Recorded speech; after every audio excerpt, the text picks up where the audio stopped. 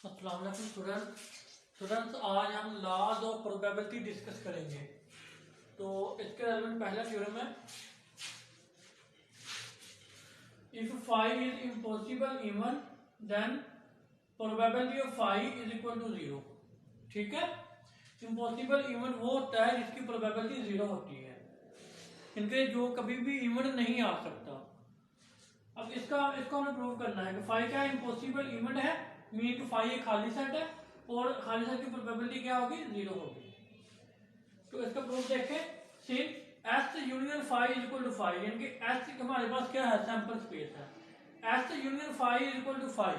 ठीक है, अच्छा इंप्लाइज अब इसकी ये दोनों साइड इक्वल है तो इनकी प्रोबेबिलिटी भी सेम होगी, तो implies P into S union five is equal to P of S आ जाएगा।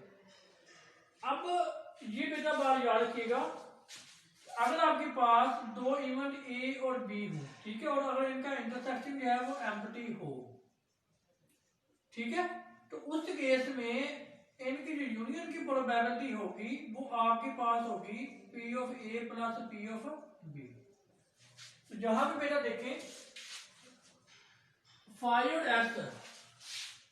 एस इनका इंटरसेक्शन क्या है, फाइव है, ठीक है, तो इनकी यूनियन की प्रोबेबिलिटी क्या आ जाएगी, probability of five plus probability of, ये चीज मैंने यहाँ पे लिखी है, इसकी जगह पे ये चीज आ जाएगी। अब ये और ये कैंसिल हो गई तो प्रोबेबिलिटी ऑफ फाइव के आगे 0, ये चीज हमें प्रूव करनी थी।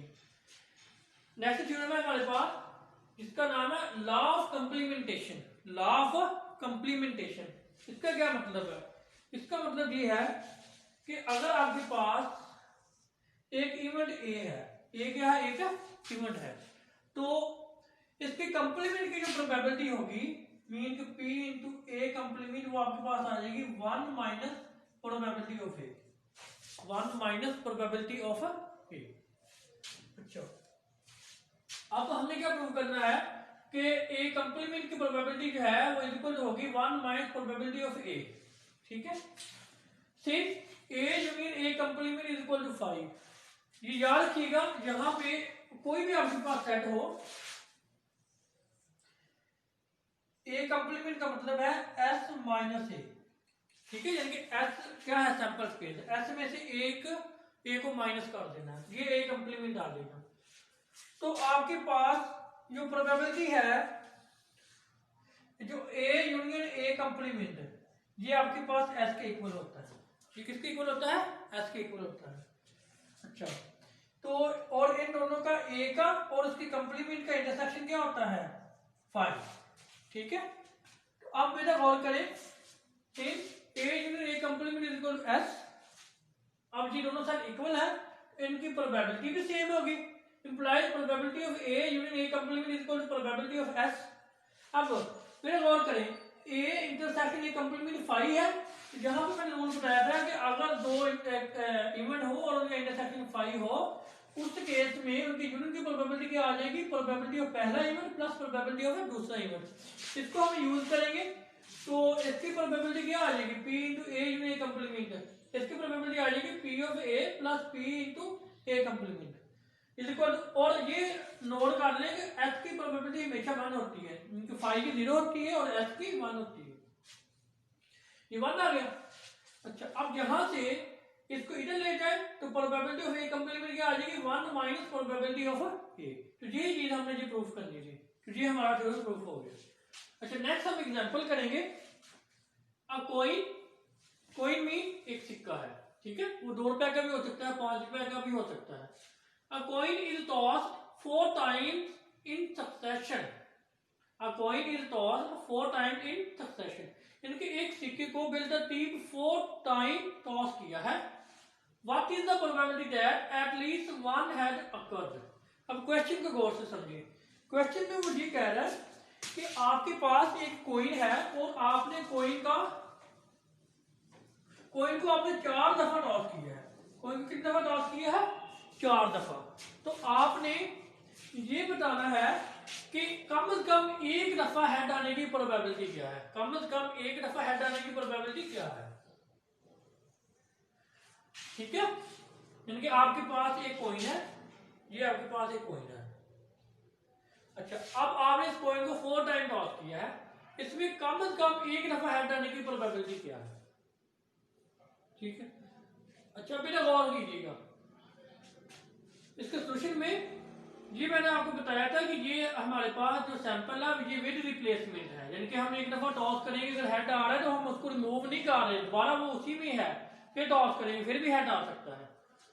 तो हमारे पास ये सैंपल विद रिप्लेसमेंट है, तो इसमें जो सैंपल स्पेस में एलिमेंट होंगे, एक कॉइन में 2 पॉसिबिलिटीज है, इनके एक कॉइन की 2 प्रोबेबिलिटी है, ठीक है, इनके हेड भी आ सकता है टेल भी आ सकता है, इनके सैंपल स्पेस में 2 इवेंट होते हैं। तो 4 टाइम कर रहे हैं, 2 की पावर 4 आ जाएगी, तो एन ऑफ एस हमारे पास आ जाएगा 2 की पावर 4, ये हमारे पास 16 आ जाएगा। अब हम let A represent the event that at least one head occur. अब हम लेट कर रहे हैं कि ए हमारे पास एक ऐसा इवेंट जिसमें कम से कम एक हेड लाजमी है, कम से कम एक हेड लाजमी है। अब बिना गौर करें,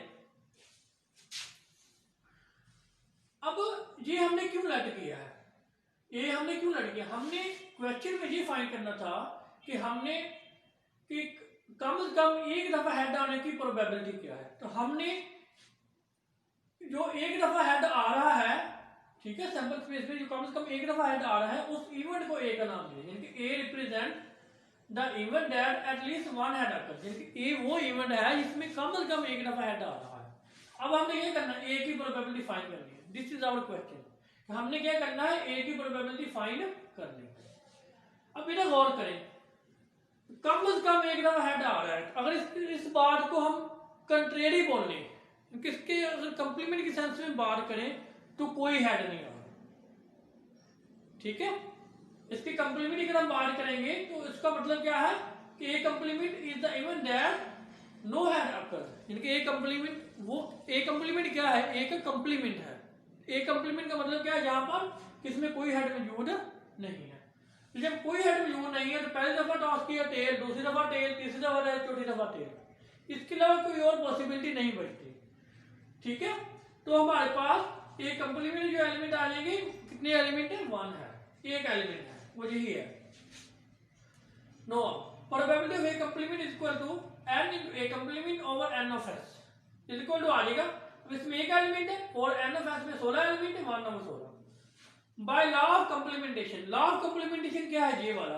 अब बेटा गौर करना, यहां से अगर हमने जहां से पी ऑफ ए फाइंड करना हो तो पी ऑफ ए क्या होगा, इसको इधर लेंगे, इसको उधर ले जाएंगे, तो पी ऑफ ए क्या बनेगा, यहां से गौर करें, पी ऑफ ए ये बन जाएगा, इसी को आप देख लें 1 minus P into A complement, P of A क्या बन जाएगा 1 minus P into A complement, ठीक है। तो अब हम इसको यूज कर रहे हैं by law of complementation, P of A equal to 1 minus P into A complement, ठीक है। 1 माइनस ए कंप्लीमेंट की हमने प्रोबेबिलिटी कैलकुलेट कर ली, 1 ओवर 16 है, तो इसको हम सिंपलीफाई करेंगे तो हमारे पास आ जाएगा 15 ओवर 16, ठीक है बेटा। नेक्स्ट हमारे पास एग्जांपल है, अब ये एग्जांपल गौर से समझने वाली है। अ coin is bias so that the probability that it falls showing tails is 3/4। वो कह रहा है कि एक कॉइन है, एक सिक्का, उसको इस तरह से बनाया गया है कि टेल के आने की जो प्रोबेबिलिटी है वो 3/4 है, टेल के आने की प्रोबेबिलिटी क्या है, 3/4 है, यानी कि कॉइन को बनाया ही इस तरह से गया है। वो कह रहे हैं कि coin is biased so that, यानी कॉइन को इस तरह से सेट किया गया, इस तरह से बाइस किया गया, इस तरह से बनाया गया है कि the probability that it falls showing tails is 3/4, कि टेल की जो आने की प्रोबेबिलिटी है वो 3/4 है। अब हमने इसमें 2 पार्ट कैलकुलेट करने, ए पार्ट और बी पार्ट। ए पार्ट हमने क्या चीज कैलकुलेट करनी है, find the probability of obtaining at least 1 head when the coin is tossed 5 times, यानी कि कॉइन को 5 टाइम टॉस कर रहे हैं, उसमें कम से कम एक दफा हेड आने की क्या प्रोबेबिलिटी है, ठीक है। पहले हम ए बार का सॉल्यूशन कैलकुलेट करेंगे, फिर हम बी की बात करेंगे। हियर पी इनटू यानी probability of head appeared, tail की क्या है 3/4, और ये याद रखिएगा कि हेड की प्रोबेबिलिटी और टेल की यानी कि 3/4। अब हमें नहीं पता कि हेड की प्रोबेबिलिटी क्या, मैं उसको एस का नाम ले लेता हूं, इनका सम हमेशा 1 होता है, ठीक है। तो जहां भी एस क्या आ जाएगा 1 माइनस 3/4, इसको सिंप्लीफाई करेंगे तो 1/4 आ जाएगा। यानी कि हेड की प्रोबेबिलिटी क्या आ गई 1/4, टेल की क्या है 3/4 और हेड की क्या आ गई 1/4। इन दोनों को सम करेंगे तो 1 होना चाहिए, क्योंकि सैंपल स्पेस की प्रोबेबिलिटी हमेशा 1 होती है। अच्छा, अब P into हेड अपीयर्स इसकी प्रोबेबिलिटी 1/4 है और नो हेड है, यानी कि इसकी कंप्लीमेंट्री की अगर बात करें इसका मतलब ये है कि कोई हेड नहीं होना चाहिए या कम या फिर टेल अपीयर्स।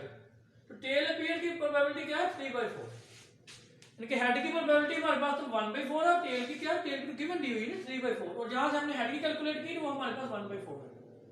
अब हमने प्रोबेबिलिटी कैलकुलेट करनी थी कम से कम एक हेड आने की क्या प्रोबेबिलिटी है। मैं वही बात करने को कि let A be the event that at least one head is obtained, यानी कि ए वो इवन है जो रिप्रेजेंट कर रहा है कि कम से कम एक हेड आ रहा है। ठीक है, अब हमने ए की प्रोबेबिलिटी कैलकुलेट करनी है बाय लॉ ऑफ कंप्लीमेंटेशन, यही वाला लॉ ऑफ कंप्लीमेंटेशन, इसको मैंने शॉर्टकट लिखा है। Probability of A is equal to 1 minus probability of A complement, यहां से हमने कैलकुलेट कर। अब ए कंप्लीमेंट की प्रोबेबिलिटी जो है वो हमारे पास क्या है, यानी कि नो हेड अपीयर 3/4 है और टॉस हम कितनी दफा कर रहे हैं 5 टाइम, 3/4 की पावर 5 आ जाएगी। इसको हमने सिंपलीफाई किया तो हमारे पास क्या प्रोबेबिलिटी आ गई, 0.763, यानी कि कम से कम एक दफा हेड आने की प्रोबेबिलिटी क्या है 0.763। ओके बेटा, अब हम इसके बी पार्ट की बात करते हैं। बी पार्ट में मुझे कह रहा है कि how many times must the coin be tossed so that the probability of obtaining at least one head greater than 0.98। अब इस स्टेटमेंट को समझना आपने, वो स्टेटमेंट में ये कह रहा है कि हम कितनी दफा टॉस करें कि हमारे पास कम से कम एक दफा हेड आने की जो प्रोबेबिलिटी है वो ग्रेटर और इक्वल 0.98, इससे ग्रेटर या इक्वल होना चाहिए। यानी कि अगर हम फर्ज करें कि हम n टाइम टॉस कर रहे हैं, ठीक है, तो n टाइम अगर हम टॉस करें तो इसमें हेड आने की जो कम से कम एक दफा हेड आने की जो प्रोबेबिलिटी है वो ग्रेटर और इक्वल होनी चाहिए 0.98, 0.98, इससे ग्रेटर और इक्वल होनी चाहिए। यानी कि हेड आने की जो कम से कम एक दफा हेड आने की जो प्रोबेबिलिटी है वो 0.98 से ग्रेटर और इक्वल होनी चाहिए। हम n टाइम टॉस कर रहे हैं, ठीक है, और कम से कम एक दफा हेड आने की जो प्रोबेबिलिटी है इसमें वो ग्रेटर और इक्वल 0.98 होनी चाहिए। अच्छा, अब मेरा गौर करें, let the coin be tossed n times to obtain the probability of at least one head, ये है at least one head greater than 0.98। अब वो कह रहा है कि हमने एक कॉइन को n दफा टॉस किया है, जब हमने कॉइन को n दफा टॉस किया है, ठीक है, तो उसमें हमारे पास जो प्रोबेबिलिटी आ रही है कम से कम एक दफा हेड आने की वो ग्रेटर देन है 0.98 से। अब इस बात को मैं एक दफा दोबारा रिपीट करता हूं, पहले मैं एक दफा क्वेश्चन को दोबारा रिपीट करता हूं, फिर इस बात को रिपीट करता। क्वेश्चन में वो ये कह रहा था कि हम कितनी दफा टॉस करें कि हमारे पास कम से कम एक दफा हेड आने की जो प्रोबेबिलिटी है वो ग्रेटर देन होनी चाहिए 0.98 से। ठीक है, अब ये बात इस बात को एक्सप्लेन करता हूं। मैंने ये लेट कर लिया कि हम कॉइन को n टाइम टॉस कर रहे हैं, ठीक है, जब हम n टाइम टॉस कर रहे हैं तो हमारे पास कम से कम एक दफा हेड आने की जो प्रोबेबिलिटी है वो ग्रेटर देन 0.98 है। ठीक है, अब हमने इस n को कैलकुलेट करना है, अंडरस्टैंड। देन 1 माइनस 3 और 4 की n ग्रेटर और इक्वल 0.98 इसी सेंस को यूज किया है, इसी चीज को यूज किया, और जहां पे हम 5 की बजाय n टाइम टॉस कर रहे हैं जहां पे n हमने अप्लाई कर दिया। तो अब इसको इधर ले आए, इसको उधर ले गए, तो हम ये चीज आ गई हमारे पास, इसमें इसको माइनस किया, ये चीज आ गई, फिर हमने लॉग ले लिया। जब हमने लॉग लिया तो हमारे पास ये n शुरू में आ गया, ये चीज आ गई, ठीक है, इधर भी लॉग आ गया। और ये याद रखिएगा कि लॉग 3.4 ये हमेशा नेगेटिव होता है, ठीक है, ये याद रखिएगा कि 1 से छोटे जिस नंबर का भी हम लॉग लेंगे ना वो हमेशा उसका आंसर क्या आएगा, नेगेटिव नंबर आएगा। अच्छा, तो इसको हमने फिर ये जो नेगेटिव नंबर है जब हम इसके ऊपर डिवाइड करेंगे तो ये इक्वालिटी क्या हो जाएगी, रिवर्स हो जाएगी। ये इक्वालिटी क्या होगी, रिवर्स होगी। और जी कैंसिल हो गए तो एन। अब इसको अगर जब आप सिंप्लीफाई करोगे, इसका लॉग लोगे बाय यूजिंग LHS टेबल, तो आपके पास इसका आंसर जो आएगा वो 13.6 आएगा। ठीक है, अब 13.6 दफा हम टॉस नहीं कर सकते ना, इसका मतलब है कि हम 14 दफा टॉस करेंगे। So at least n is equal to 14, ये चीज हमने कैलकुलेट करनी थी। तो होपफुली मेरा ये लेक्चर आपको समझ आया होगा। ओके, अल्लाह हाफिज़।